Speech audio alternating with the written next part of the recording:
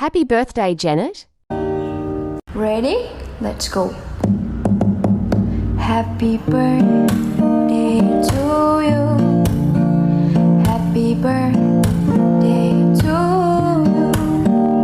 Happy birthday, happy birthday, happy birthday to you.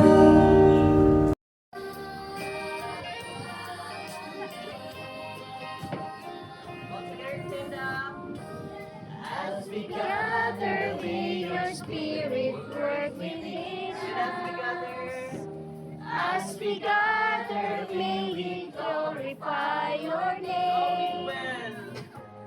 Knowing well that as our hearts begin to worship, we'll be blessed because we came.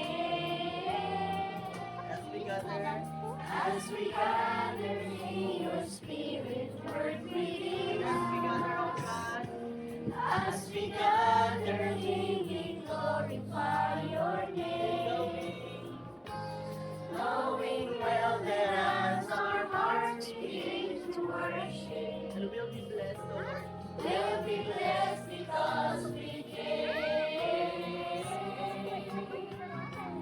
We'll be blessed because we came. From the moment I wake up till I lay my head, oh, I will sing all the goodness of God. With all of our heart and all my life, O Lord. All my life you have been faithful, Let us declare it, O Lord.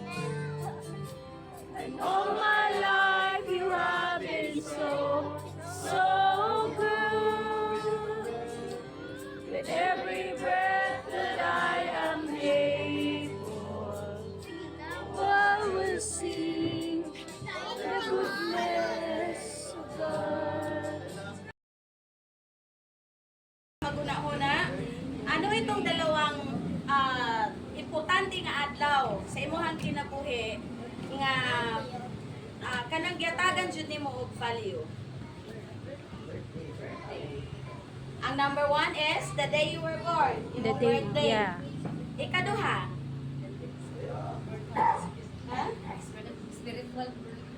spiritual birth. Oo, nag-death na yun ang birthday pagkanit taron. Okay? Since you received Jesus. Ay, murag, daghan ang nag-answer diri daw.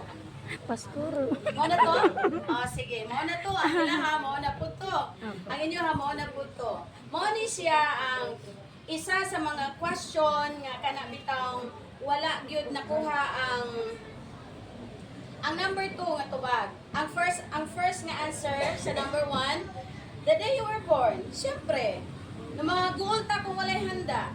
Mag-uulta kung walay mag-greet. Di ba kung matag madismaya? Niya malimut-limutan sa atong mga anak. Pero naada ito special nga surprise para sa imo ha. O niya, nagluod na ka ng buntag kay walay nag-greet. We really value the day we were born. Ang ikaduha, lahi-lahi ang atong tubag. Buhay at importante lakas. kayo nga nakadawat kita sa Ginoo. Because when we receive the Lord Jesus Christ, ang tubag sa ikaduha, the day you realize why you were born. Katong rason, ngano nga natawag ka diri sa Yes, kalibutan. amen. Why is it that up to the present, you and I are still here? Ano kaya ang dahilan kung bakit hanggang ngayon andito pa tayo? Nganong niya pa ta existing? Hello? Yeah, hi. Nakaisip ba ta? Nagkauna-una ta? Yes, Nga naman nag-abot konti. ko ka ng 50? Nga naman nag-abot ko 40? Abot lang ni Janet pila ng edad. Na nangutana sa ako adin he duha ka bitiran naghula-hula lang. 4-5. Oh, 45. So, mas ko akong giingon. Ante, no? So, si Janet, na-remember na ako, abi na kong 42 pa si Janet, 45. You see, 45 years of existence diri sa kalibutan. Wala ka, nag-wonder, ngano nga, hapit naman unta ko sa una, pero i-extend pa sa Ginoo ang ako ang kinabuhi. Naabot tayo mga pangutana usahay ni Ana? Andan mo yung may nalangyot, kaya wajud ko naigo sa putot sa lubi. Kaya kung pagkahulog sa putot sa lubi, diri na lang jud tong hapit na jud kaayo. You know, my dear friends, it's not an accident that you are still here tonight. Amen? Amen. Naingnan ng imong katapat, ayaw kay sigig imot, kay naay katuyuan ang tanan. No? So the value of your life, ano ang value? Ano ba ang halaga ng life Masayahin mo? ito. Unsa ang pilinin mo? Yes, Because Sarap, sometimes, oh, tama. mag-ingunta, wala naman dyan makahinumdum sa ako. Uy, murag left behind naman ako. Na wala naman dyan nakaisip sa ako. I feel alone. I feel downhearted. And as if nobody is there for me. But you know, my dear friends, your value, your life has a value before God. Naay ang imong kinabuhi. That is why, kung pila ang imong edad karon, blessings na sa Ginoo. Amen? Amen. That's God's favor. When we say God's favor, it's a blessing. Tama ba? Panalangin, pabor. And you know what? Kung naa ka diha sa Ginoo, grabe ang blessing sa Ginoo. Dili lang nato na mapansin. Wa ba kabalonga ka ng imong katapat? Blessing na para sa imuha. Tanawa ka siya. He or she is a blessing para sa imuha. Amen. Bisan many times nalain ka na hiubos ka niya, but he or she is a blessing to you. Because it's not an accident na ang tao mag-abot sa ato ang kinabuhi. And let's always remember, yung tao na kasama mo ngayon, he or she won't be forever there for you. Hindi habang buhay na, nga naa diha sa imuha. And para mabalaan na to, the value of our life, si King David, miingon siya, this is the perspective of King David. Hindi ko lang alam kung pareho ba ang pananaw natin sa buhay. Siyempre, ang iba, maganda ang tingin nila sa sarili nila, ang iba, hindi naman. Sometimes, it's based doon sa ating experience in life. Yung mga karanasan natin sa buhay, ang paniniwala nato sa ato ang kinabuhi, dili man pareho. At saka yung natutunan natin sa buhay, dili pareho. That is why, iba-iba ang lantaw nato sa ato ang kinabuhi. Ang uban, tanaw niya sa iyang kinabuhi, maayos siya. Wapa siya. Diba? Di man ta pwede magbuot, anak. Kamo na yung tanaw siyang kaugalingon. Yes. Wapa ko. Ingon uban mo, kontra ang uban. Ay, mo nang iyang pananaw sa iyang sarili. And then ang uban mo, ingon sila nga, I am better than other people. Mas maayo ko kaysa iya ha. Pananaw na to. Nga, professional ko, mas hawod ko. Edukado ko, mas hawod ko. Mao man gani na nga madunggan nato sa uban, mo ingon ta nga, kuan man good, wala man good in taon na siya kinaadman, mo ang ingana siya. Pero naapoy uban nagaingon, lantaw nila nga, ay kana siya. Wala na nakapatong sa school, pero daig pa ang kolehiyo, daig pa ang professional. Lahi-lahi ang atong tanaw sa kinabuhi. Because of our experiences, because of our belief, because of our kanang atoang learnings. Kanang natun-an nato sa kinabuhi. Pero ito yung maganda ngayon. Regardless of who you are, regardless kung ano ang kultura mo sa buhay, kung ano ang experiences mo, kung ano ang imuhang educational attainment, Ma, you know what? Si bagdungin God mo. for our birthday celebrant, kundi para sa ato nga makikaon karon. So bago kita pakaunon, i-feed sa kita spiritually. Okay lang ba kana sa imo ha? Okay na okay. Ay, libre man daw ni. So, pa-appeal ko dito ang pulong sa Ginoo. The point tonight, my dear friends, siguro ubos usahay ang atong pagtanaw sa atong kinabuhi. Usahay feeling nato nga wala na tay kakampi. Huwag kang mag-alala. God is here for you. Amen. Si Jesus para sa imuha. Amen ba? Amen. O ganina, ingon ko kay Janet, I wish you Jesus. Because if you have Jesus in your life, sulbad na tanan. Sumingon ta, sulbad tanan, naaman ko'y problema. The assurance is, you have Jesus in your heart. Bisan man, maunsa ang kinabuhi. Abi ninyo, kini mo ang prinsipyo ni Salmista David. Ingon siya din ha, sa Psalm 139:13. Magsugot ko sa 13. Ingon siya, you made all the delicate inner parts of my body and knit me together in my mother's womb. Ingon si Salmista David, you formed me inside my mother's womb. And I know that full well. I am fearfully and wonderfully made. Ingon si David, I will praise you, O God. Kinsa sa ato adinhi, early this morning, nag-atubang sa salamin, maingon siya, uy, wow, thank you, Lord. Kay amon niya akong dagway. Honestly, kinsa sa ato ganina, early in the morning, mag-atubang ko siya salamin, naawala. Wala. Umarap lang, pero Nag-adlaw. nag-appreciate. Si Salmista David, mo ni ang iyahang habit sa iyahang life. he is very positive to thank God of who He is. Hindi humarap. I am fearfully and wonderfully made. Fearfully, wonderfully. Kanang imong katapat, God created that man or that woman in a very special way. Tanawag mong dagway, ana, amazing. Amazing. Diba? O, tanawang imong katapat, kahibulungan. Ingon si Salmista David, you made all the delicate inner parts of my body. Delicate ka ng mga delikado ng mga parte sa atong lawas. Tungod kay, inside our body, grabe ka amazing. He put everything in order. Tanawa God, not like the bituka sa mga manok. Ang bituka sa manok nagkalandrakas. Pero ang ato ang digestive system, well organized. Hello? Yes. Wala na balitad ang imong atay? Wala. Kay kung nabalitad, di ta kaabot rong adlaw. One of my friend, isa sa mga women sa Crisanti Christian Evangelical Church this time, nagsuffer siya kanang cancer of the liver. So tinagalan 5 days na lang. Siyempre, ang family, ano sila kay very, tawag ana, wala na hospital, paspas kaayo, dugay na diya ito niyang gidala. Kapag may diferensya kita sa sulod na to, ang doktor mag-ingon mo ani. Pero you know what, my dear friends, ang kinabuhi sa tao na diya sa kamot sa Ginoo. Ang atong kinabuhi, ibugna kini sa Ginoo, diha sulod sa taguangkan sa atong inahan, gamit ang atong mga ginikanan. Kahit pulungan gani kaayo. So that is why ang Dios doon na siya'y nindot ka plano para sa kinabuhi sa matagusa since sa pag-create niya sa tao, amazing kaayo, wonderfully made. And this is one reason why we need to praise the Lord. Salamat Lord for you made me this way.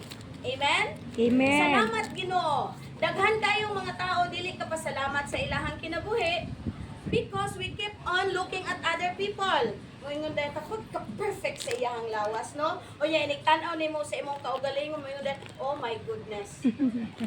Daghan kaya tao ka ng dili gusto sa atong sarili.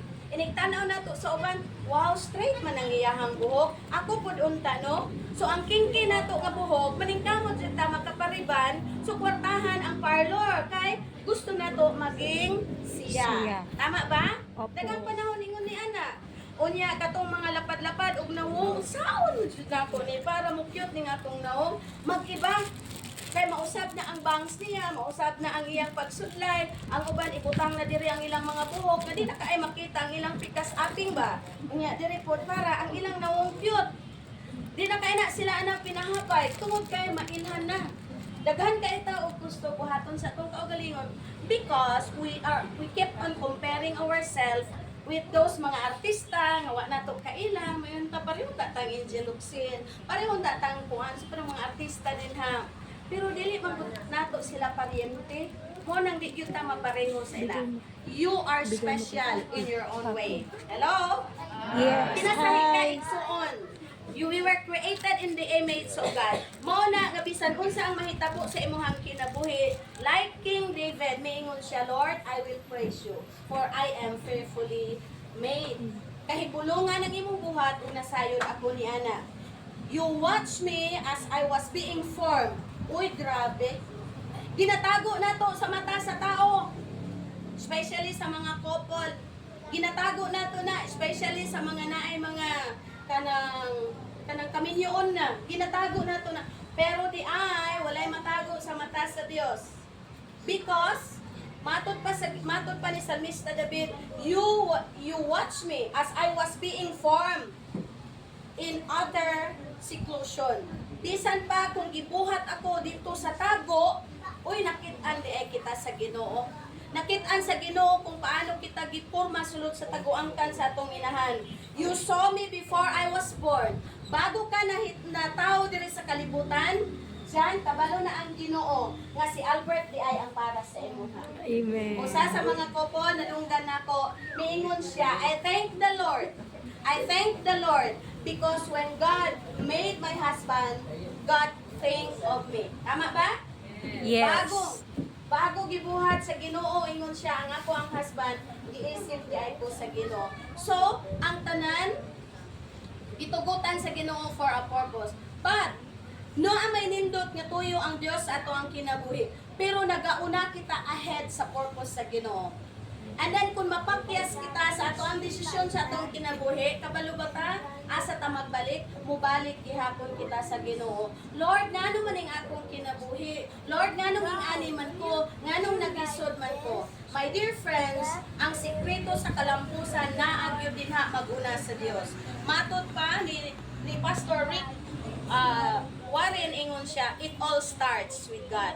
Usahay maguna kita sa ato ang plano. Pero dili dito ang gusto sa Ginoo sa ato. That is why it is always wise to seek God first. Unahon yun nato kanunay ang Ginoo. Ma-eskwelahan man, matrabaho man, ma-personal decisions in life, we need to seek God first. Lord, is this approvable ba di sa imo ha? Approve ka ba niini? Okay ba kini? Seek God's will. No? Seek God's will. Lahi itong God's permissive will. Ang God's permissive will, mo ni ang atong ginahangyo o ginapamugos nato sa Ginoo. Sige, imuha na ni. No? Pero ang Ginoo na gid siya nindot nga giandam para sa atoa. You know what? Bisan kapila kita na mali, ang Ginoo gina-restore gihapon kita niya. Try to think of this. The mere fact nga buhi kita karon, dili aksidente. God has a purpose. Kung bakit hanggang ngayon andito ka pa? Marami ng mga tao na promoted to glory.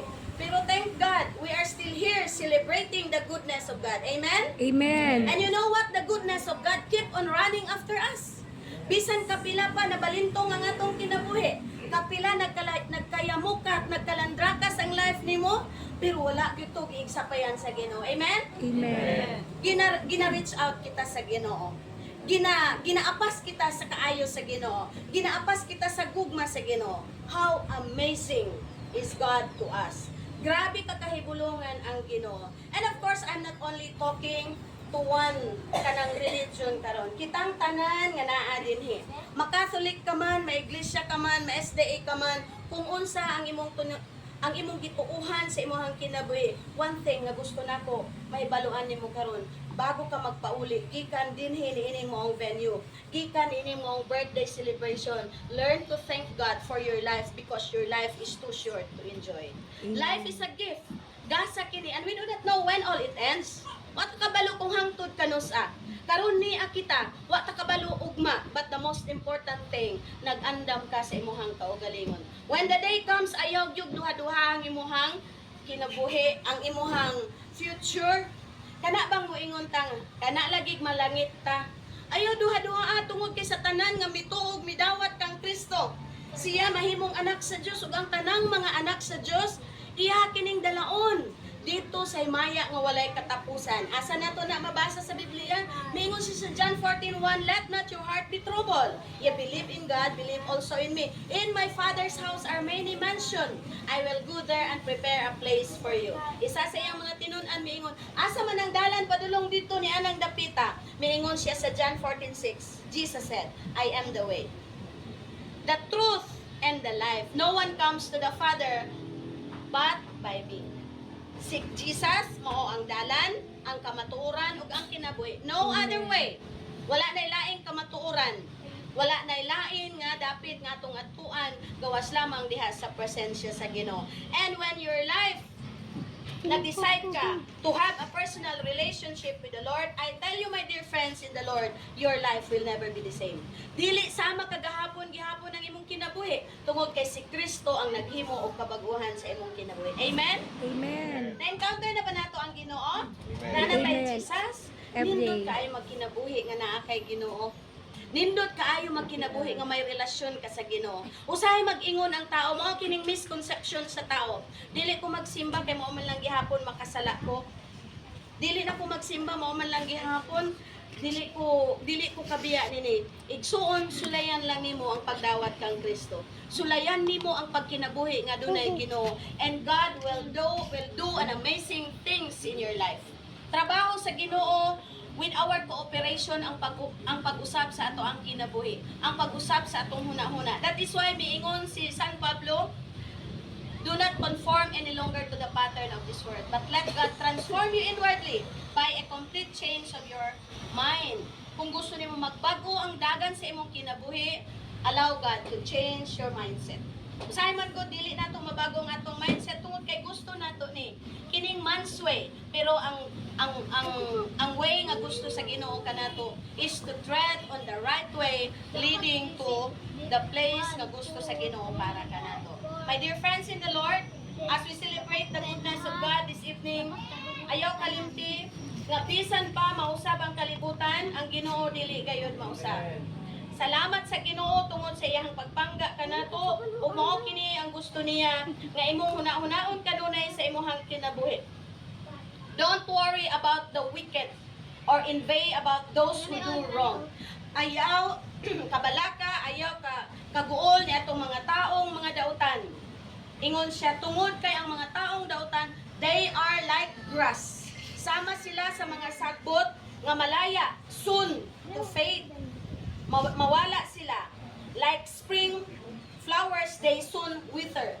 Pura ba siya o kanang mga bulag nga makit-an nato karon pero naghinay-hinay sila og kawala.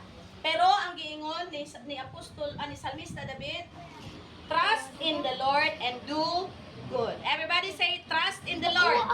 Trust in the And Lord do and good. do good. Maghimo kitag maayo bisan man ang uban dili na maayo sa ato. Yes. Gawin mo ang tama kahit ang ibang tao hindi na nila ginagawa ang tama. Why? This is the way that God wants us to be. Buhaton nato ang tama. Even the children nga naa dinhi. As young as now.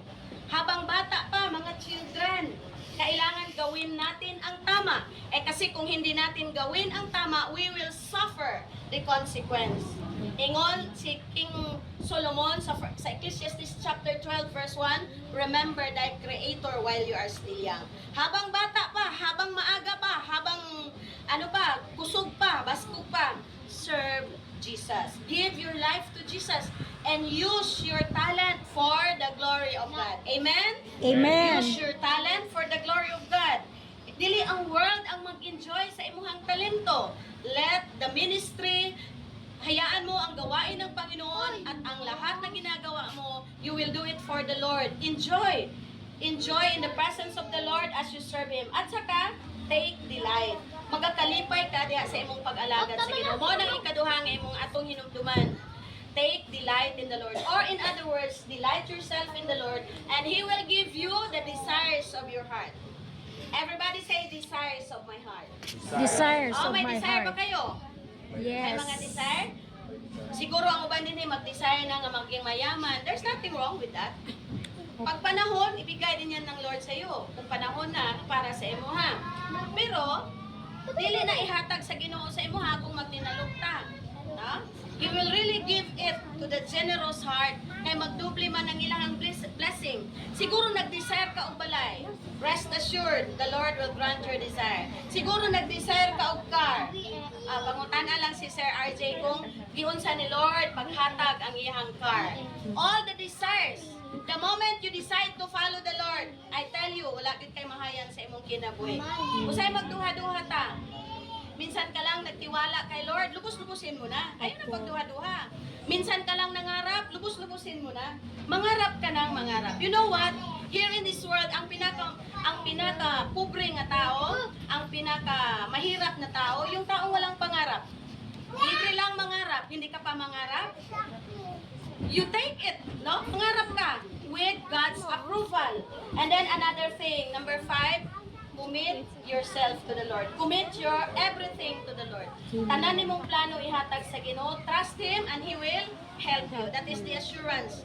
Tabangan ka sa Ginoo, dili ka niya pasagdan. He will make your innocence radiate.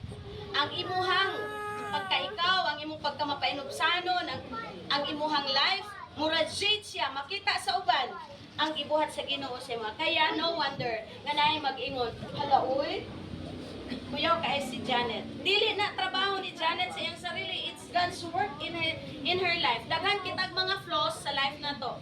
Pero salamat sa Ginoo. Ang mga flaws na to dili makita sa tao because we are being covered by the glory of God. Palakpakan na to ang Ginoo ana. Wa ka nalipay ana. Lord, thank you kay wala gyud nakita ang akong pagkatabian. Lord, thank you kay wala gyud nakita ang akong pagkahinayon. Lord, thank you because there are still other people nagtuo pa sa ako. You know what? That is not our work, but that is God's glory nga nag-cover sa imo ha. When somebody say you are beautiful, unya magpa-cute pag yung sure, oy, dili man. Oy, ingna na nga, yes, thank you, kaayo. Panagsara na ni mo madunggan. So kung naay mag-ingon mo, gwapa lagi ka. O siya mo yung pang, oh, praise the Lord, kaysa imo ha ko na nadunggan. Why? Ang tanaw nila sa imo, nag-graduate ka. Kapag nagdanag ang imong kaanyag, na kung kita magtanaw sa salamin, ito, oh Lord, naunsa naman eh. Pero grabe ang tanaw sa ubang tao sa imo. Kaya nga naman, Jesus nga naa sa imo ha, moto ang nagdanag sa imo hang kinabuhi. And then, be still. Kalma lang. O, sa tong kanta sa mga bata, kalma. Oo, kalma. Pagkalma, asa man. Be still in the presence of the Lord. Amen? Amen. And wait patiently. Huwag magmamadali. Usahay man gud gusto to instant ba? Ulat kita sa Ginoo and then stop being angry. No, that's Undang ta sa pagsigig ka suko. Kinsa dali kay masuko diri be? Ikaw dyan, dili ka dali masuko. Dili. Dili na. Pero karon, tinuod ko, Brad Albert, no? So, finally, my dear friends, finally, my dear friends in the Lord, mo ni ang giingon sa pulong sa Ginoo. Ha? Mo ni ang, mayo kay wala ang kadungog si Brad Albert. Mo ni ang giingon sa pulong sa Ginoo, ha? Ingon siya karong gabi eh. Stop being angry. Pang-apit. Pikpikan ang imong katapat. No? Stop being angry. Turn from your rage. Muturn ka ba? Mutuyok ka, gikan sa kaligot-gut. No? Sige lang tagkaligot-gut. Mo na nga, apikin na dyan kayo. Do not lose your temper. Hoy! Do not lose your temper. Kita po. Ayaw ka short circuit ka nun na eh. Mura man yung tao ka na bitaw. Kusog kayo nga puntahe ba? Ma-short circuit na yun. Ha? Dali, masuko. Aminaw ha, stop being angry, turn from your rage. Kanang mo change ka ba? Instead nga magdumot ka, instead nga malaing ka kanunay, ilisan ni mo ka na o kalipay. And then do not lose your temper. It only leads to harm. It only leads to harm. Busa karong gabi mga igsoon diha kang Kristo. Salamat kay invited kita because we are now fed with the word of God. Naa kitay daghan kaayong giatubang sa kinabuhi. Sobrang dami na ng problema ng mundo ngayon. Please wag mo nang dagdagan pa sa sarili mo. Settle yourself before the Lord tonight. Settle your weakness before the Lord tonight. And as we celebrate the goodness of God in the life of Janet tonight, let us also recall how good is the Lord sa ato ang kinabuhi. The goodness of God nga iyang gibubo 100% wala yun nagpakyas ang Ginoo. Tama man? Tama. Wala nagpakyas ang Ginoo. Ano ito pa? Mapakyas man ang imong asawa, mapakyas man ang imong bana, ma-failed man ang imong anak, ma-failed man ang imong barkada, ang imong silingan, I tell you, Jesus Christ, the same yesterday, today, and forever. The same love. Ang gibati niya kanina. The same nga gugma, sukat ka niya to hangtod karon till the end of time. That is why gusto sa Ginoo nga mag-response kita sa Ginoo. Pero gusto ba nato nga maging nindot ang dagan sa atong kinabuhi? Amen. Praise the Lord. Tuguti nga ang Ginoo, ang punon niya ang imong kinabuhi. Siya ang first place sa imuhang kasing-kasing. Siya ang maglingkod dito. John, with all our heart, we are so happy that you are part of the family of God sa CSF. And we are proud of you. We are so inspired by your life and your commitment in the Lord.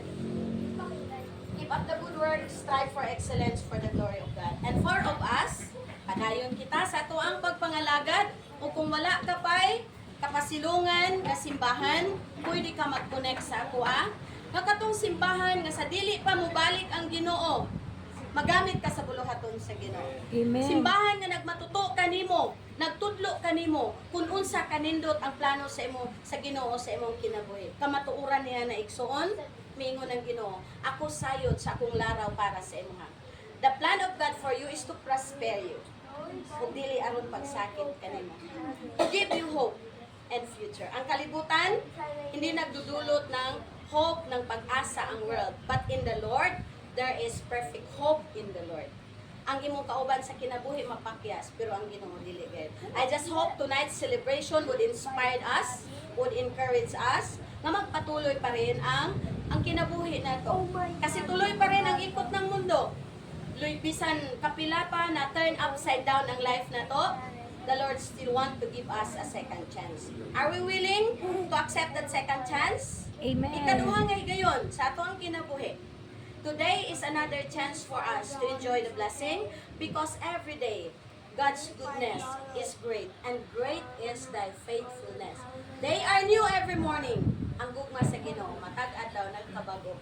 Today, Janet, is another year. As you step into another year, it's a fresh beginning, new blessing. Enjoy more blessings from the Lord. Kung unsa man kadaghan sa pagsulay, mas daghan ang panalangin sa Ginoo para kanimo. The same as Lulias. Thank you very much. God bless you. To God be the glory. Yay. Pagpapalit ang Ginoo. Nabusog na ba ang tanan? Everyone, actually, nag-great naman today. We thank the Lord for your life. Di Arlene, pakpaka na to. Pati ako na surprise may gabi sa tanan. Instant man ni kayo. So, mag-prepare